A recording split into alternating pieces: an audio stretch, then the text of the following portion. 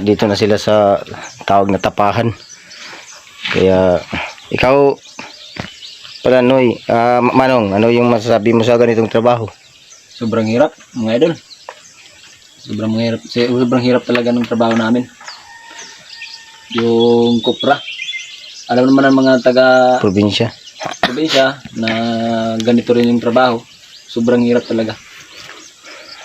Tapos ikaw naman guys, yung masasabi mo sa mga kabataan ngayon na kung saan saan napupunta, na pinapaaral ng magulang, tapos kung saan saan, masasabi ko sa mga kabataan ngayon na sana mag-aral sila ng mabuti para hindi na sila makaranas sa ganitong trabaho, hanap buhay. Kasi mahirap ang buhay ng mangopra. Mag-aakyat ka ng niyog, tapos yung malaglag ka. Napakadelikado.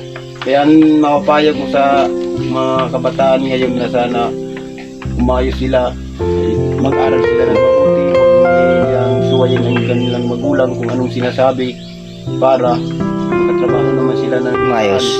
Oo. Mas maganda trabaho. Sa ganito kasi ako talaga natapos ko lang. Walang ginatawag sa na first year lang. First year sa ngayon, grade 7 no? Oo, grade 7. First year lang. Tapos wala na talagang financial. Tumigil lang sa nag-asawa. Ganito lang buhay ko. Pero nakakaraos naman. Pero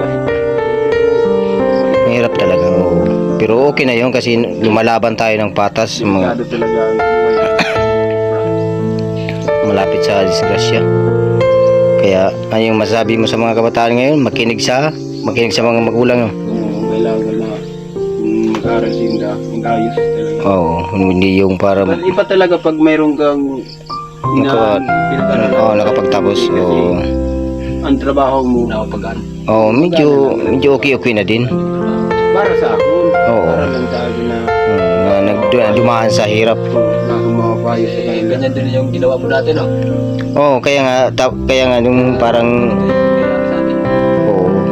kasi nga yung kabataan pa siyempre masuway. Tapos nung ngayon na naging magulang na din, may mga anak na. Ngayon na namin wala nang dyan pa sa baba. Bangin na yan. Tapos bubuhatin mo pa papunta rito. Dito.